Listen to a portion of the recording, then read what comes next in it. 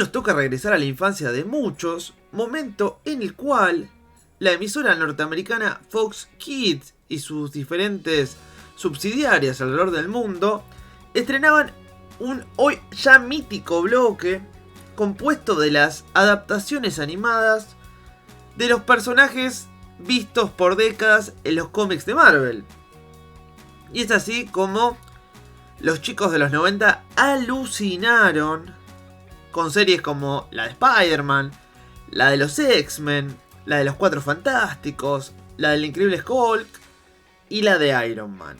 Series que, por cierto, imitando bastante a los cómics, formaban una suerte de universo consistente, ya que los personajes de una muchas veces aparecían en las otras, e incluso llegando a haber personajes que no tenían su serie.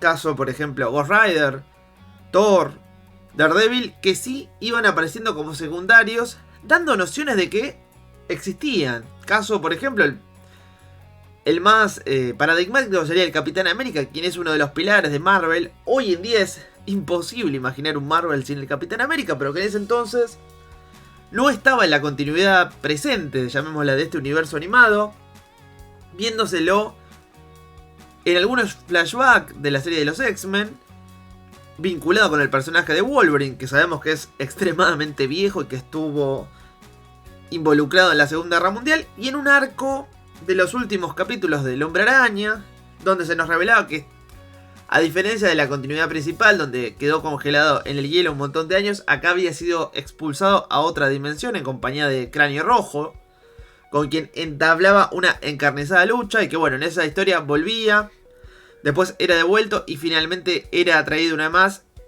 y devuelto también en la adaptación de esa serie de la Secret Wars, que sería como un poco, para mí por lo menos, como el clímax de todo universo, porque teníamos representantes de las diferentes series, o por lo menos de la gran mayoría. Creo que el gran ausente fue Hulk. Ahí. Todos los demás, aunque sea, tenían un miembro. Caso los X-Men, donde estaba Storm, revelándose años después que en realidad la falta de otros, como siendo, no sé, el emblemático Wolverine. Vos decís, ¿cómo no estaba Wolverine?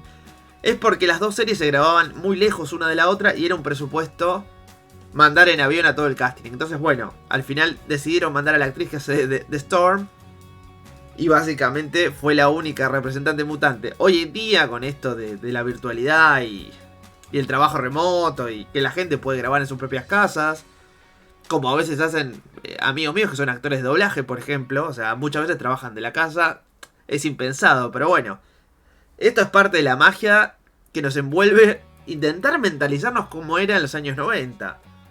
Y hablamos de una época con niños quizá más simples, que seguían aventuras más básicas en algún punto, pero mejor construidas en otro, y que enloquecían con lo que puntualmente la serie de los X-Men les ofrecía, tratando temas como la discriminación, por ejemplo, cierta violencia que, por lo menos en mi caso, ¿no? Por ahí era yo flojito, no quiero generalizar, pero había capítulos que realmente me impactaban y me parecían muy oscuros.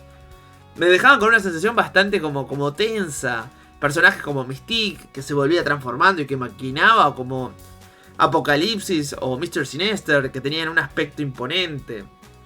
Es obvio que le reventó la cabeza a una generación.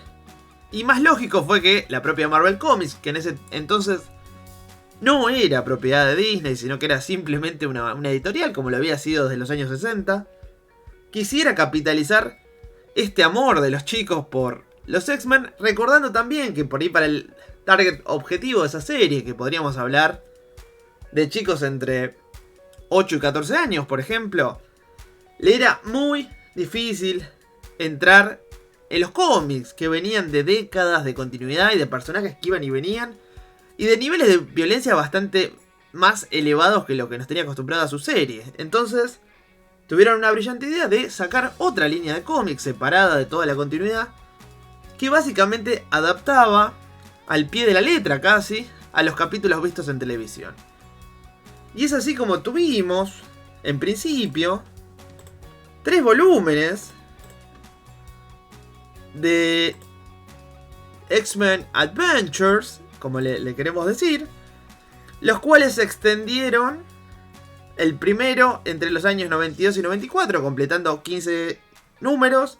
El volumen 2 del 94 al 95, completando 13.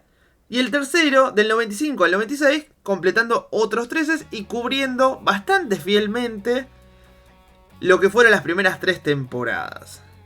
Lo que sí, a veces se vería cierta experimentación, como estarán notando en las portadas que les estoy compartiendo, alejándose un poquito de lo que era el look de la serie, pero por lo menos en los primeros números o en una buena parte, vos veías que había una fuerte intención de intentar copiar, aunque jamás alcanzara a Jim Lee. O sea, desde ya cualquier aspiración de ser Jim Lee es imposible, pero por lo menos en estilo se aproximaban bastante o daban una experiencia con un sabor bastante a lo que eran los cómics de Jim Lee. Finalmente, entre el 96 y el 97 sale un último volumen compuesto de 12 números, el cual se llama Adventures of the X-Men. O sea, para nosotros suena lo mismo, pero los primeros eran X-Men Adventures y este era Adventures of the X-Men, los cuales, al igual que lo hacía su serie hermana de Spider-Man, probaron trayendo historias originales, pero establecidas en la continuidad de las series animadas.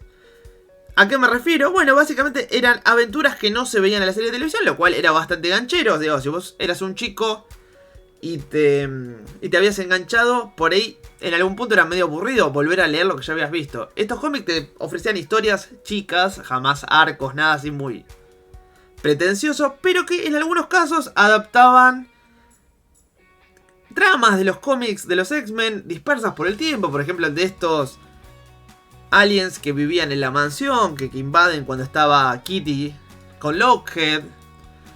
Unos números después de que entra Kitty a los X-Men, por ejemplo. O tenemos la aparición del Vanisher, que es, si no me equivoco, en el número 2 del Yunkai, escrito por Stan Lee, que acá se introduce como un enemigo random. O sea, es como que picoteaba un poquitito de todo, trayendo aventuras nuevas, incluyendo un crossover con Spider-Man, donde Gambit y Bestia hacían equipo con el Trepamuros para combatir a Siniestro y rescatar a un niño. Bueno, finalmente esto terminaba en un número donde se encontraban con el Tribunal Viviente, que es una suerte de entidad cósmica de Marvel que pocas veces tiene algo que ver con los mutantes, que son tan terrenales. Y donde se hacía una revelación, que es que básicamente este universo, o sea, el de los cómics basados en la serie animada y de este último volumen con historias originales, eran originalmente la encarnación anterior del universo que había existido en el Cristal Macrán, introduciéndolos un poco en la lógica de los cómics. O sea, este era el universo antes del universo que conocíamos, dándole cierto nivel de canonicidad. Y aparte se había establecido que el Cristal Macrán había antes reiniciado el universo o había hecho una matufia cósmica de esta que tanto le gusta a los cómics. Entonces acá un poco nos estaba complementando la experiencia que ya teníamos. En mi opinión fue una movida bastante brillante y la banco.